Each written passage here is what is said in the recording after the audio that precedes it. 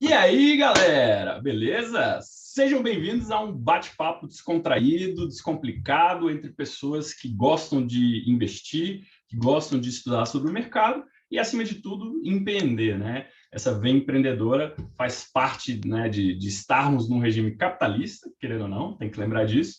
E aí, hoje, bater um papo aqui com o meu parceiro Henrique Quatrim. Ele é um construtor, né, empreendedor da área de construção, ali de Frederico Westphalen. E aí, Henrique, qual é a sua, beleza? E aí, Gabriel, como é que tá? Tudo certo?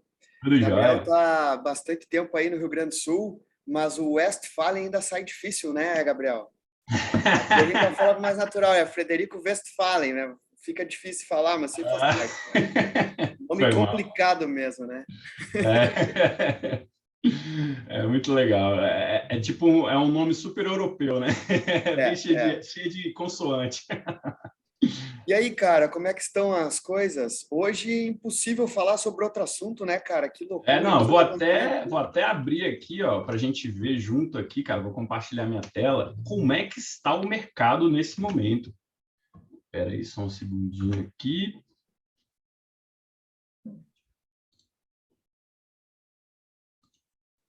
Olha isso, meu povo. Olha lá, dólar subindo 2,88, 5,15. Ontem chegou a bater 4,99. O IVVB11, né, que é o ETF, o fundo de índice que segue o SP500, ainda conseguindo subir, mas totalmente na esteira do dólar, né? Lá fora, se a gente olhar, quer ver aqui, ó, vamos ver como é que está o dólar agora. O SPX, quer dizer, o SP500. Então, ó lá, tá caindo, mas aqui, ó, o SP500 no ETF que a gente negocia aqui no Brasil, o VVB11 está subindo, por quê? Porque ele é negociado em dólares. E olha o dólar como está subindo. Então, esse 2,84, 2,87 aqui, menos esse 1,16 seria mais ou menos a resultante do valor aqui do IVVB11. Então, além disso, a gente está vendo as criptomoedas sofrendo, né? Ethereum caindo, o Hash 11 caindo, né? Que também é outro ETF de criptos. Ó, vamos ver aqui rapidamente também as manchetes aqui, ó. Ó, forças russas invadindo a Ucrânia, as bolsas derretendo, ó lá, a bolsa da Alemanha caindo 4%, de Inglaterra 3,88%, França 3,83%.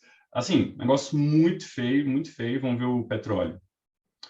Petróleo subindo 6%, chegou a 104, 105, agora recuou um pouquinho.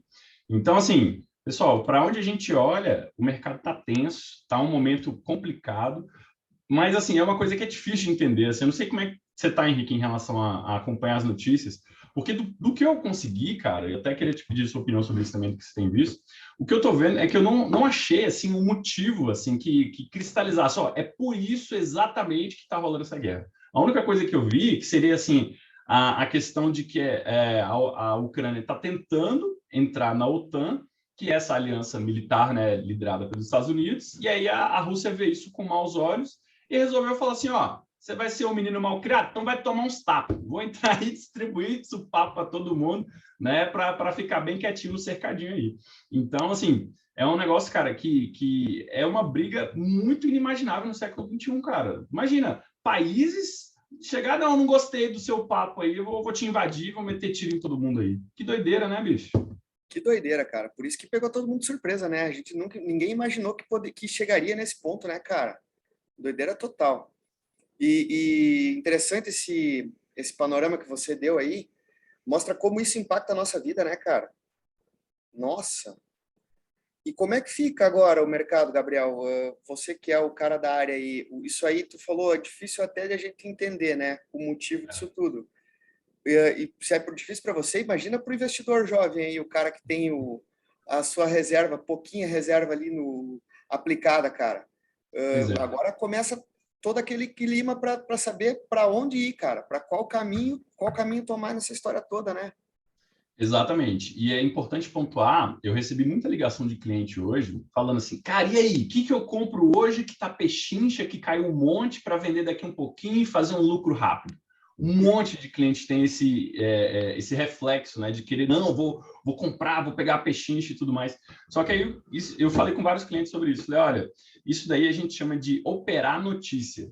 Pô, saiu uma notícia e o cara sai reagindo em cima da notícia, né, comprando ou vendendo, enfim, na loucurada. E, em geral, a gente brinca no mercado, né, tem um ditado que isso é cemitério de malandro, né? Toda vez que o cara quer ser muito esperto, operar a notícia, achando que ninguém ia pensar nisso, né? Aí ele vai e se expõe e realmente acaba tendo prejuízo. E muitas vezes esses investidores que têm um prejuízo inicial, eles não voltam mais para o mercado. Eles, pô, pegam um trauma, ficam chateados, ficam putos, e aí, cara, desiste do mercado completamente. E isso é um grande erro. Por quê? Porque, pô, o mercado existe há séculos, pessoal.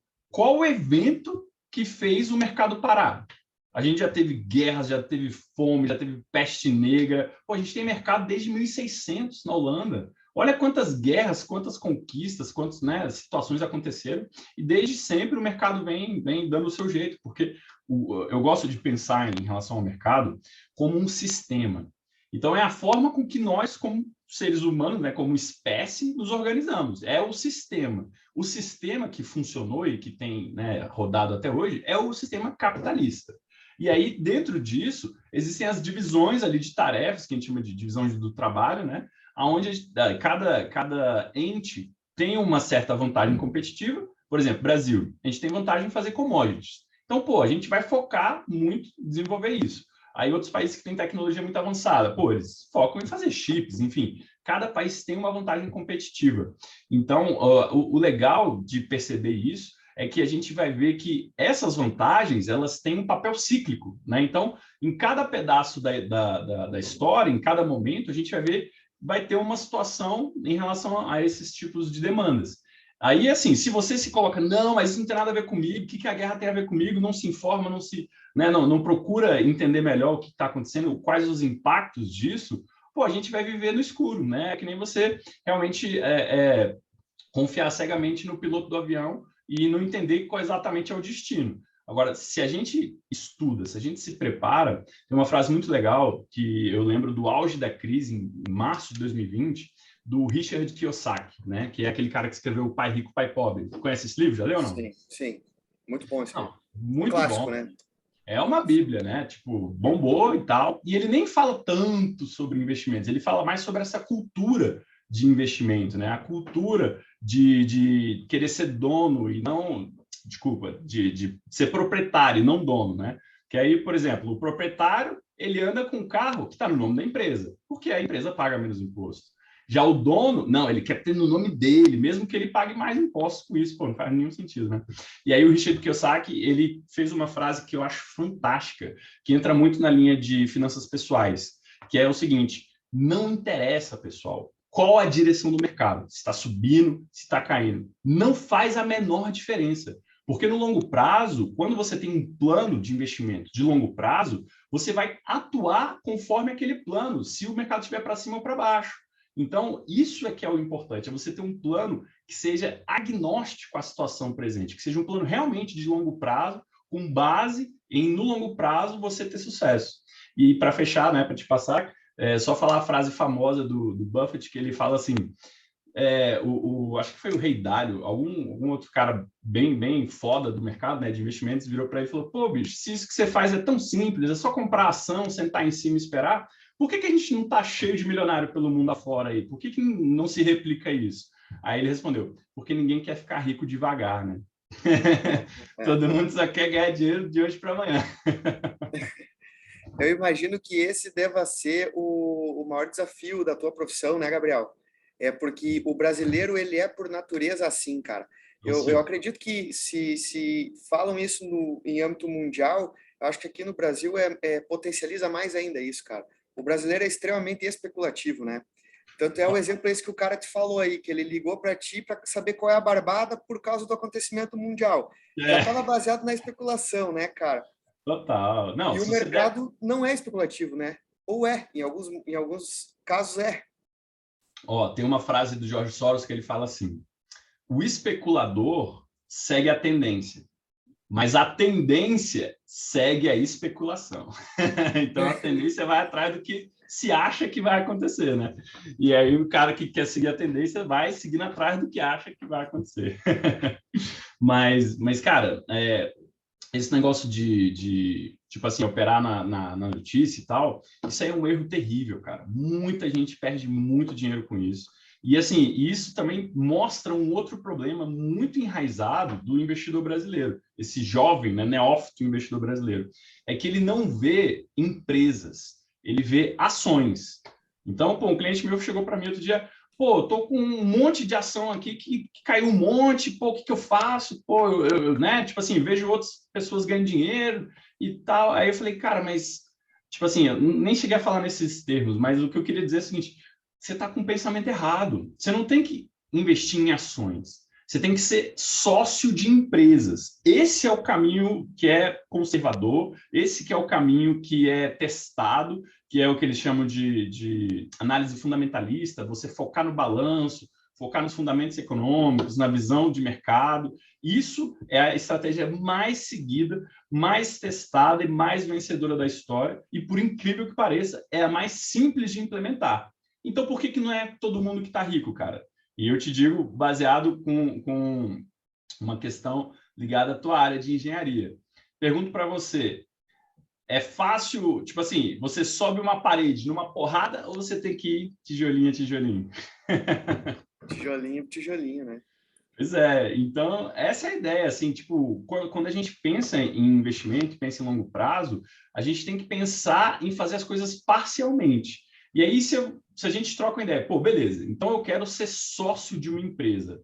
E o que isso vai significar em termos práticos? Significar o seguinte, que você conhece, confia e gostaria de estar próximo dessa empresa pelos próximos 20 a 30 anos, né? Então, imagina, o Warren Buffett, ele só olhava o portfólio dele, né, os investidores fundamentalistas em geral, ele só olha o portfólio dele uma vez por ano. Uma vez por ano, que é quando as empresas imprimem balanço, né? Então, assim, não faz nenhum sentido, do ponto de vista tradicional, né, desses investidores, o cara que fica olhando bolsa todo dia, 3, 4, 5 vezes ao dia, a cada hora, isso aí é só especulação. Imagina que eu chegasse na tua casa lá e falasse assim, ó, eu te pago 100 mil nessa casa. Pô, mas se tua casa vale meio milhão, você vai ficar puto comigo? Você vai ficar triste? Você vai ficar pensando, pô, cara, minha casa desvalorizou porque me ofereceram 100 mil e tal? Não, né? Agora, na bolsa, isso acontece. Mas se você está focado em longo prazo, você não tem que se importar com isso. Né? Então, isso é uma cultura que demora muitos anos para a gente aprender, cara. Muitos anos estudando, lendo, vendo depoimentos, vendo testemunhos. Porque essa, como você até contou super bem, essa ansiedade nossa, ela é super, super fundamentada na história financeira do Brasil. Pô, a gente teve inflação galopante por muito tempo. Então, na dúvida, o cara gasta. Na dúvida, se a gente der 10 reais para um brasileiro, ele gasta 20. Entendeu? Então, assim, a galera que não tem essa visão de guardar, de ser sócio, de pensar em longo prazo. Quando a gente fala de investimentos aqui de 5 anos, o pessoal fica super desgostoso. Não, não quero. Mesmo que ele não tenha o menor plano para aquele recurso, ele só não quer ter a sensação de ficar preso. Pô, mas e que vai que aparece uma oportunidade? Cara, mas você tem que estar preso ao seu futuro, preso à sua aposentadoria. É aquilo ali que vai te garantir no futuro. Então, se a gente não mudar essa questão cultural, e esse nosso papo faz parte disso, de mexer na cultura, né, dos nossos investidores, a gente ainda vai continuar um país que patina muito, que vende na hora que o estrangeiro está comprando, que compra na hora que o estrangeiro está vendendo, que quer comprar dólar a 5,80, né, quer entrar na Bolsa Americana na máxima, enfim, né? Então a gente precisa fazer alguma coisa para melhorar essa cultura, cara. Eu me enquadro aí nesse grupo que já aconteceu comigo, né? De mandar mensagem para ti, ô Gabriel, quero investimento. E você falou 1 de 5 anos, eu falei, não, cara, 5 anos é muito, dá um pouquinho menos. Aconteceu, mas eu sei que eu tenho também investimentos ali já a longo prazo. Aconteceu no passado, então eu entendo esse pessoal que sempre fica com medo de perder uma outra oportunidade.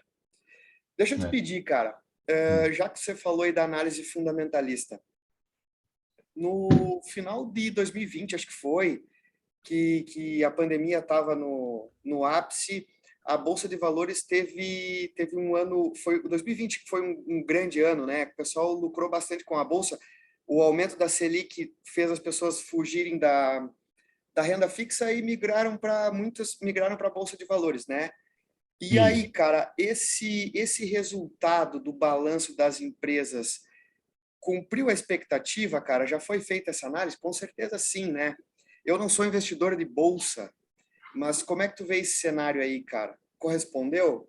Então, os resultados no chão, que a gente chama, né, on the ground, na economia real, vieram muito bons. As empresas estão tendo lucros muito, muito robustos, né? Mesmo com o choque aí da Omicron, que deu uma reduzida ali no fluxo de pessoas em janeiro e ainda em fevereiro, mesmo assim, a gente viu os resultados das empresas muito fortes. Não é à toa que a gente viu essa semana ser divulgado a maior arrecadação da história para o período, né? Então, a gente arrecadou acho que mais de 240 bilhões no último trimestre do ano passado, comparado com o outro do ano anterior.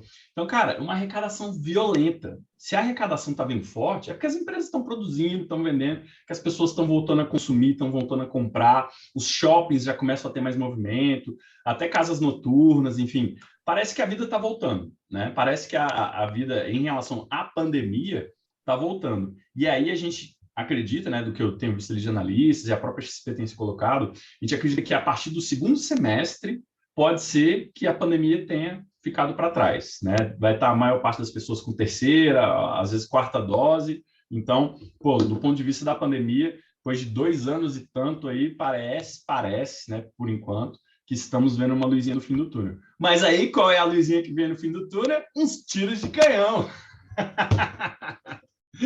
Ah, meu Deus do céu. É foda, cara. Mas, enfim, e aí? E tu, cara? Tipo, como é que tu vê aí essa situação de tensão? Assim, chegou em vocês aí, na economia real, a tensão? Para você, a economia já está retomando também? Para o teu business aí, como é que tá? Tu diz sobre pandemia. É, pandemia. Sim, sim, pandemia já retomou, para nós já retomou. Entendi. O que acontece, né? Tudo que veio em conjunto com a pandemia foi essa questão de inflação, de o brasileiro perdeu o poder de compra, né? Isso a gente sentiu na empresa. As coisas subiram o preço, consequentemente, o nosso produto também subiu o preço, né? Os imóveis como um todo, teve muito imóvel que aumentou de valor, e a gente não vê esse mesmo crescimento no poder de compra das pessoas, né? Então, para a obtenção de financiamento, isso ainda continua um pouco complicado, cara. É. E deixa eu te Não sei. perguntar, Oi. o que é da área? Assim, porque eu tenho uma impressão de que é uma correlação não muito estável em relação à taxa de juros e valorização dos imóveis. Eu tinha a impressão que quando os juros sobem muito, que os imóveis eles tenderiam a dar uma estagnada. Aí eu não sei se isso faz sentido ou não. Como é que tu vê isso, cara? Não sei também. Não sei também. Porque, tipo assim, qual é o meu raciocínio? Se o juro cai, né, e fica barato financiar, a tendência é que mais pessoas comprem e mais pessoas comprando, vai subir a demanda, acaba tendendo a subir preço, né? Agora, quando é o contrário, o juro subindo, contraindo a receita, né, a renda das pessoas, como você colocou, eu tenho a impressão de que isso traria uma pressão negativa nos preços, né? Agora, o problema é que a gente está com a inflação empurrando para cima, né? É, Então, é. aí... São muitos fatores, né? A inflação está pondo para cima porque o custo da construção hoje, ele está muito mais caro hoje para construir, né? Então, bom, tanto é que está no noticiário aí a taxa, o índice de inflação nos últimos 2 anos e o brasileiro está sentindo isso no mercado, né? Vai no mercado Mas você vê. tirando a inflação, tu vê valorização dos imóveis natural, assim? Eu vejo sim, mas eu não sei também te explicar o real motivo disso, né? A inflação é o motivo, né? Mas aí eu te pergunto, e aquele imóvel que já está construído, que não foi afetado por essa inflação agora? Uma coisa é a minha obra ali que a gente está fazendo ela pelo custo agora, então ela vai ter um reflexo no valor final porque está custando mais caro para construir. Agora, Hum, aquele imóvel que já ficou pronto há 5, 6 anos atrás, que não está participando desse aumento de inflação agora, o preço subiu também. Aí é uma questão de mercado, né? As pessoas hum, elas veem quanto que está vendendo lá e aumenta o preço dela também, acaba repassando tudo isso em cadeia, né? A Entendi. não ser aquele cara que precisa precisa capitalizar para outro investimento, e aí ele acaba vendendo pelo valor abaixo, né? Que é uma oportunidade do mercado. Mas eu vejo o cara como um aumento generalizado de tudo. Entendi. Cara, não, e assim, agora o engraçado é isso, é que embora no dia a dia a gente veja a inflação ainda muito alta, nos indicadores já começa a aparecer uma possibilidade de arrefecimento, né? O último dado que veio de janeiro veio um pouco ruim, ele veio 0,99, a expectativa parece que era 0,87, mas boa parte desse aumento foi colocado aí na conta de materiais escolares, mensalidades escolares, que em janeiro tem reajuste, né? Então pesaram um pouco mais. Mas ainda assim, mesmo com essa leve alta acima, ainda há sinais, né, de que o IGPM já vem há alguns meses batendo queda, né? Então há sinais de que a inflação começa a dar uma quedinha. E essa queda recente do dólar pode ajudar muito nisso, né? Os produtos importados aí que têm correlação com o dólar podem acabar dando uma aliviada, né? O próprio trigo, né, que a gente importa muito, né, e que está no centro, voltando para a Ucrânia, né? Caramba, a Ucrânia, ela produz, parece que 20% do trigo mundial, né? E acho que o primeiro ou o segundo, enfim, está entre os maiores exportadores junto com a Rússia. E aí, cara, olhando por esse lado, meu Deus, assim, realmente, o único agente envolvido em tudo isso, que eu não vejo nenhum upside, que não vai ganhar nada, só vai perder em todos os lados, é a Ucrânia. Cara, infelizmente, a Ucrânia tá numa merda, assim. E bom que a gente está aqui no YouTube, a gente pode falar palavrão, às vezes na TV eu ficava me segurando. Mas, enfim, cara, eles estão numa merda, eles estão muito, muito, muito, assim, enrolados. Por quê? A Rússia, ela não tem nenhum motivo para aliviar com eles, né? Os caras já não se davam muito bem historicamente. E eles têm uma certa dependência, né, de materiais russos e tal. E não tem comparação, né? O poderio bélico de um com o outro. Então, assim, a Rússia, cara, ela vai fazer de gato e sapato a Ucrânia, vai fazer o que ela quiser lá da Ucrânia, e isso pode gerar consequências longuíssimas, né? A gente viu quando esse tipo de coisa acontecia no Oriente Médio, né? Entrava lá um país árabe lá, batia no outro mais fraco, ou Israel, enfim, e gerava aquelas guerras infindáveis, aqueles ataques suicidas. Imagina se começa a vir uma leva de fanáticos ucranianos que vai se explodir e fazer ataque de homem-bomba lá no Kremlin, lá em Moscou. Enfim, cara, as pessoas não estão... Tipo assim, a espiral da merda é enorme. Tem um espaço muito grande para feder. Nossa. Então, é complicadíssimo isso. E aí, deixa eu aproveitar também, quero ver só abrir aqui de novo o compartilhamento, só para mostrar aqui as manchetes aqui, ó. Então, ó, Wall Street caindo 1% no momento, né? Aqui estava em commodities, né? As commodities todas subindo, ó, o petróleo subindo 4%, US$ 98, gás natural 1,92, prata subindo, ouro subindo, ó, ouro $1.924 uma onça, né? A onça é a medida do dólar. Então, assim, o mercado está sofrendo aos índices aqui, ó. SP500 menos 1%, o Dow Jones, que é o principal dos Estados Unidos, 30 maiores empresas lá, caindo 2%. A Nasdaq, Bolsa de Tecnologia, deu uma aliviada, está no 0 a 0. Parece que está dando uma melhoradinha no clima. Pode ser o compasso de espera para o discurso do Joe Biden, que vai começar agora, daqui a um pouquinho. Então, assim, voltando aqui, deixa eu só tirar. O que a gente vê é que o impacto foi grande, mas ainda assim vemos boa parte dos analistas achando que isso não vai se prolongar, porque é uma questão muito pontual entre a Rússia e a Ucrânia. Pode envolver outros países? Pode, né? Pode espalhar? Pode, mas a parte da porrada, né, do conflito militar, a princípio, é muito difícil que respingue para fora, né? Então, assim, a Rússia já deu um ultimato, falou, olha, se qualquer um interferir na minha parada aqui, vai ter retaliação. Já deixou claríssimo isso.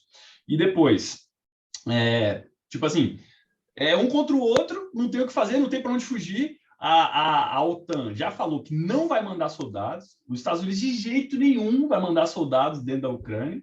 Então, ou os ucranianos seguram a barra, ou eles realmente vão ser dizimados pelos russos, né? Ou até, sei lá, onde vai a ambição aí do Putin, se ele quer substituir o governo, se ele quer anexar, igual fez com a Crimeia.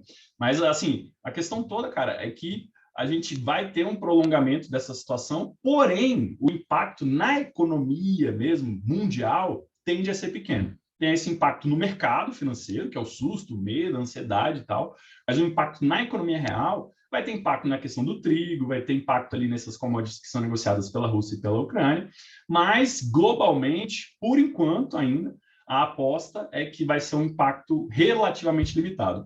Engraçado que ontem eu gravei um vídeo, vai estar subindo hoje, depois eu vou mandar para você ver. Eu gravei um vídeo falando sobre, e aí, vai ter guerra? E aí hoje sai estourando tudo. Meu Deus, até pensei, porra, vou deletar, não vou subir esse vídeo não, porque né, eu fiz ontem à noite para subir hoje. Ah, mas agora vai, já foi. Tava prevendo, Gabriel, que coincidência. Nossa, Cara, não, coincidência infeliz.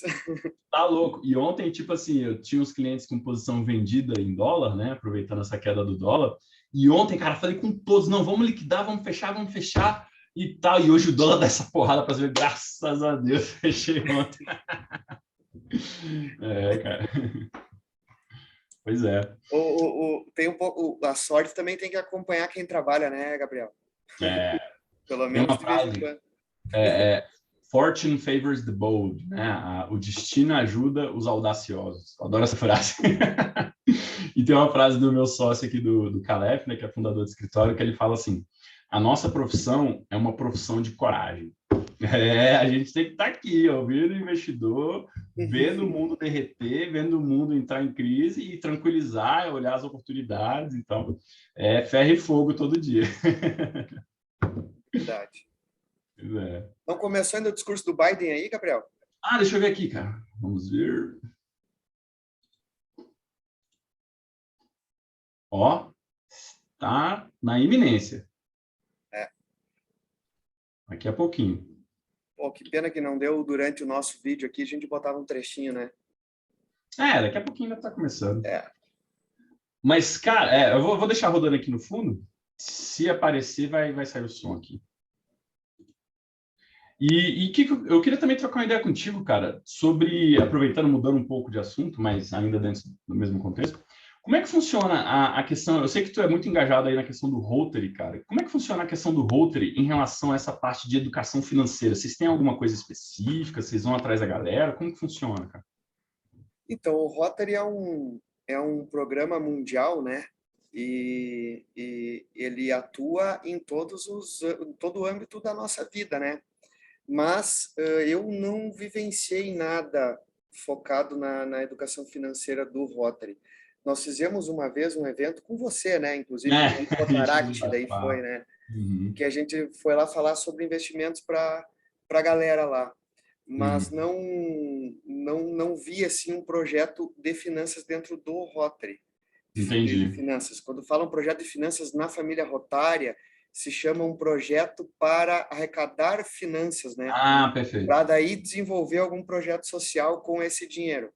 Mas Uhum. não vi nada disso no ramo dos investimentos, né? A gente podia pensar em alguma coisa, cara. Pois é, cara, assim, um grande desejo e uma expectativa que eu tenho é que com uma experiência prática é a melhor forma de aprender, sabe? Então, tipo assim, o que eu tenho uma experiência no meu passado de ter visto um clube de investimento ser constituído e operar. E aí é muito legal, cara, porque as pessoas veem na discussão, né? Os cotistas do clube podem opinar, enfim, vai ter o gestor ali que eles vão nomear e tudo, mas eles podem opinar, eles podem ver exatamente como é que está a carteira. Então, cara, eu acho que todo jovem, a partir de, sei lá, seus 14 anos de idade, aí, até estava falando sobre isso ontem, para você investir em ações, cara, você só precisa da matemática que vai até a quinta série. Não precisa de mais do que isso, né? O resto é outras coisas, é mais economia do que efetivamente matemática.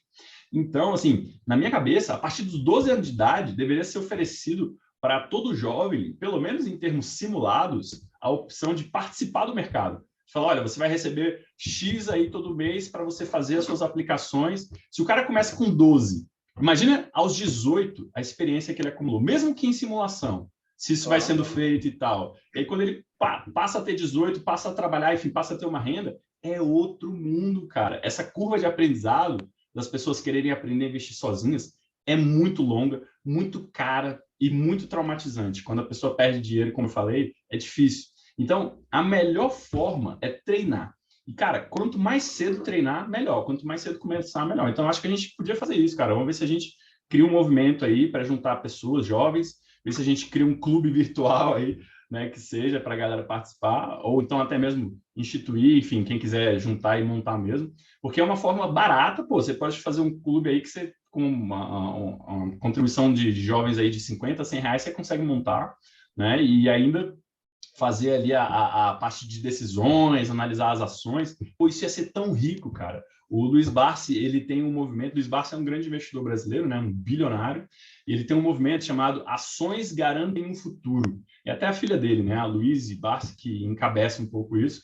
E a ideia dele era justamente oferecer às pessoas que elas tivessem ações ao longo do tempo, justamente para fazer uma espécie de aposentadoria. Ele chama de carteira previdenciária. Você compra ações, as ações vão te pagando dividendo. Pô, e se a gente começasse isso cedo, que nem nos Estados Unidos, cara, Estados Unidos saiu da maternidade, é direto fazer o Social Security e abrir a conta numa corretora, para o cara começar a poupança para a faculdade. Senão, o cara nunca vai fazer Tem uma faculdade. história lá também, que eu não sei se é verdade, das ações da Disney, que quando o adolescente ali faz 15 anos, ou 15 anos ou mais, 15, 16 anos por aí, os pais presenteiam com ações da Disney, né?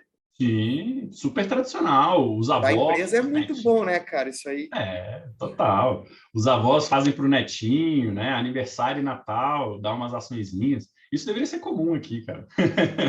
É bem legal. Eu tinha uma Mas a gente vai ideia, chegar lá, cara, eu tinha uma né? ideia 1000 anos atrás de fazer um gift card de investimentos. Então, tipo assim, eu quero te dar um presente, então eu vou te dar, por exemplo, sei lá, 100 reais, mas esses 100 reais você só vai poder gastar no mercado financeiro, entendeu? Para comprar alguma ação, alguma coisa. Né? Isso seria um negócio muito massa, cara. Acho que forçaria as pessoas a investir, a conhecer, né? Então, isso aí é uma ideiazinha para o futuro aí, quem sabe. Muito massa. Vamos pensar nisso sim, cara. Eu sou parceiro, eu gosto disso, gosto desse assunto. Tu é o cara que tem o conhecimento aí já para orientar. Então, cara, vamos nessa. Conta comigo aí. Pensar nisso. Pronto. Ó, a gente está batendo aí mais ou menos uma meia horinha de papo, cara. Acho que vamos ficando por aqui, né, para não se alongar demais. Temos que esperar os acontecimentos. Mas, ó, investidor, cuidado, barba de molho. Quando o mercado se move muito rápido, a gente se move devagar, né? Então, visão estratégica, nada de afobação, de sair operando notícia, beleza? E vamos acompanhando que essa situação aí da tensão pode se prolongar, mas, se Deus quiser, não vai ser tão impactante quando está aparecendo ali na mídia por enquanto. Beleza? Cara, Henrique, brigadão aí pelo bate-papo, cara. Vamos fazer mais, vamos ver se a gente faz de forma mais, né, permanente aí. E sempre que pintar uma janela ou um assunto quente, vamos chamar aí o bate-papo para fazer uma resenha. Com certeza, né, Gabriel? Tomara que não sejam os assuntos tão quentes quanto o de hoje, né? Que Um horror, né? pouquinho mais leve, né? A gente pode falar igual, mas Pois tamo é. junto, cara. Conta comigo também. Obrigado você pela atenção, pelo convite. Uhum. E a gente marca, sim, o próximo.